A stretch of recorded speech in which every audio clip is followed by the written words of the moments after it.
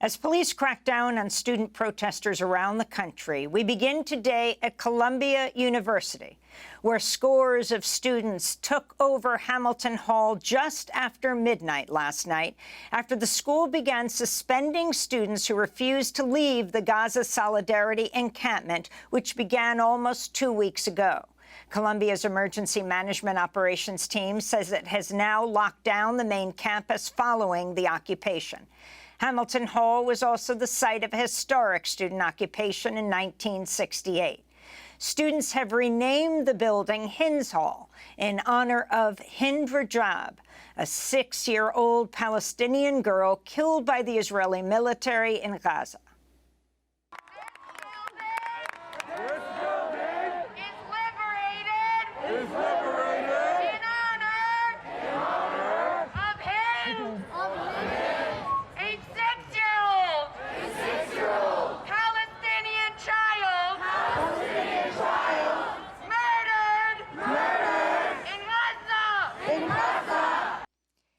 Students are calling for Columbia University to divest from Israel. Democracy Now! Was on campus Monday. We spoke to professors and students after a vote around noon to stay in the encampment, despite being sanctioned with interim suspension.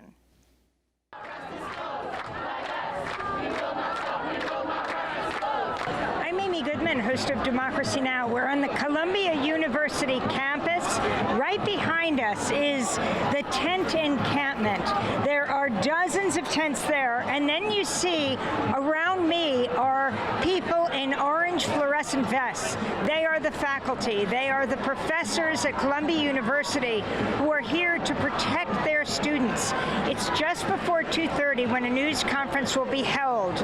We just passed a 2 p.m. deadline when Columbia President Shafiq said after this point that the students can be suspended.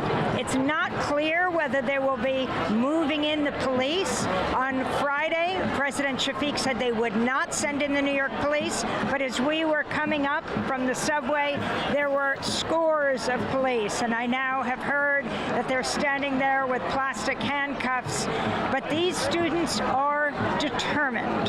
My name is Sueda Polat. I'm a student organizer. I'm a graduate student at Columbia University. I study human rights here. I'm also part of the negotiating team. And if you could tell us, what is it exactly you're demanding? Simple. We don't want to trade in the blood of Palestinians, and that means divestment from all direct and indirect holdings that this university has, whether that be weapons manufacturing, companies that operate illegally in occupied territory, companies that produce information technology for the occupation army, complete divestment. We're also requesting disclosure. We don't have transparency on this university's investments, and we need that to be able to push the movement further. We're also requesting amnesty. Hundreds of our students have been disciplined over the past 6 months on unfair premises. We're willing to put a lot on the line for this cause. My right to education shouldn't come before the right to education of Gazans. My name is Linnea Norton. I'm a PhD student here. I study ecology and climate science. I'm a second year, and yeah, I've been part of the initial encampment and was one of the over 100 students who were suspended and arrested, or first arrested and subsequently suspended. We have our doctors in John Jay Hall just there, and my shoulder was injured during the arrest because we were zip tied for like 7 hours straight. And I couldn't go to the doctor, so I had to go to, because I wasn't allowed to enter campus, be on campus property, so I had to go to urgent care. So you had to pay for that? Yeah. My name is Shauna Redmond. I'm a professor of English and Comparative Literature and the Center for the Study of Ethnicity and Race.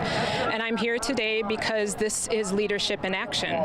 These students have taken the worst of circumstances on a global scale and the worst of circumstances at a very localized university scale and turned it into something beautiful.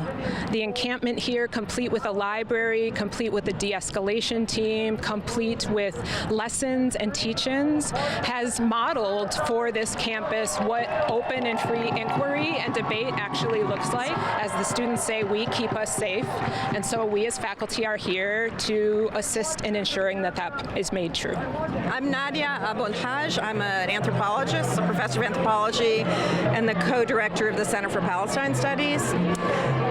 The people behind me in the orange vests are mostly faculty, some staff, who have been mobilized since the last police raid, however long ago it was.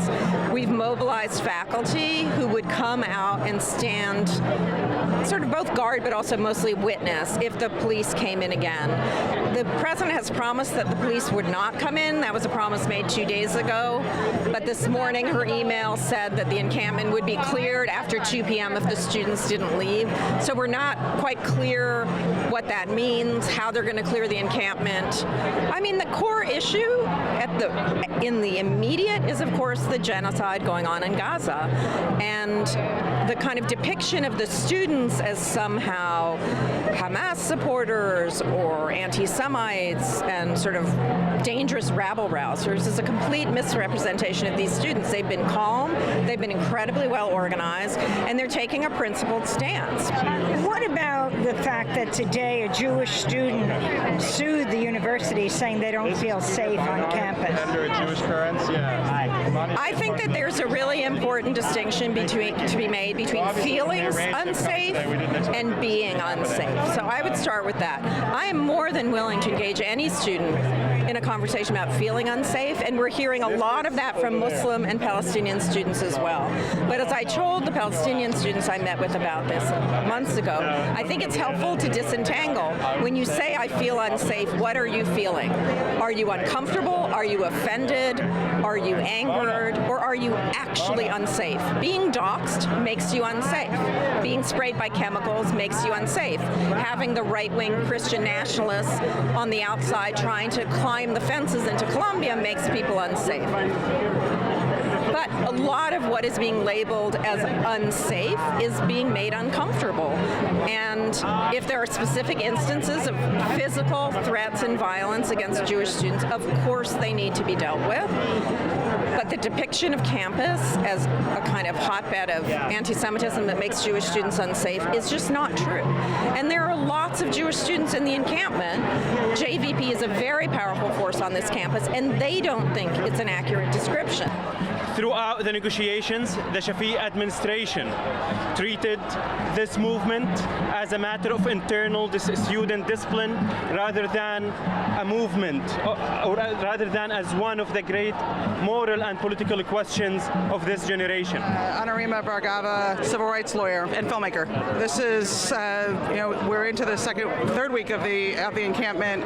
Obviously, this morning there was a statement by the president, very much sort of putting people on alert and trying to give herself the legal foundation that she didn't have when she arrested students the first time. And I think in many ways we continue to see a very much an encampment that has been peaceful.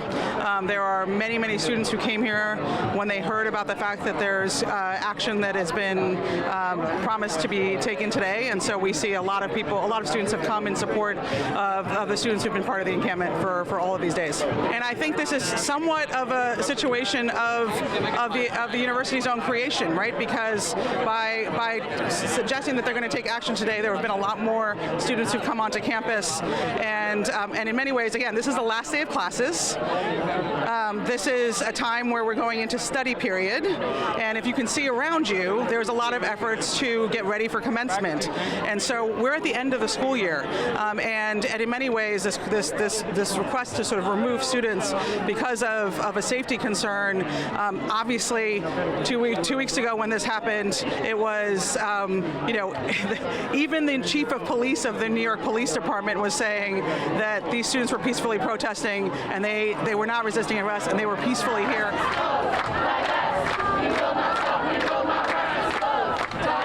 Some of the voices of students, professors, and their supporters at Columbia University, the Gaza Solidarity Encampment Monday, as many students refused to leave even as they faced suspension. Standing outside of Columbia University on the sidewalk, I then spotted civil rights activist Reverend Herbert Daughtry. I asked why he was there. My name is Herb Daughtry. My church is the House of the Lord Churches, and I'm standing out here today to support the students, the right to protest for what they believe is right. That's our tradition. I've stood on many lines before across the world for Roman Catholics in Northern Ireland, for Jews here, for Palestinians. I just believe that somebody, somewhere, must be advocating for peace. Let me ask you, did you know Dr. King, and when were you with him? Well, Dr. King, yes, let's go back 1958, 59, something like that, particularly on the war in Vietnam, 1967. I was at Riverside Church when he made his famous "Why I Opposed the War in Vietnam." And do you see this as a similar moment where people take a position that even people in King's inner circle said you shouldn't take on the Vietnam War, it's not your war, you are a civil rights leader, and he said no, all of these issues are connected. And I'm a follower of Dr. King. I believe our efforts are to save the planet, save the people. That's what I believe that I've been called to do. And wherever there are oppression, exploitation, wherever there are people who, listen, Jesus said, taught us the least of these to struggle for, speak for, work for, the least in society. And so we try to identify where's the pain, where's the misery. And I've been to Sudan, I've been to Israel, I've been to Ireland, you name it, and Saigon. So, you know, I'm 93 now, so been. So you were here at Riverside Church, just down the road from Columbia University, on April 4th, 1967, a year to the day before Dr. King was assassinated, when he gave his speech here against the war in Vietnam. What was it like to be in there? Well, I had taken some young people, and it was an electric moment. Everybody was waiting for it. And when he speaks, of course, he was mesmerizing. And when he speaks, his reasoning was compelling, persuasive for anybody who had even a balanced mind.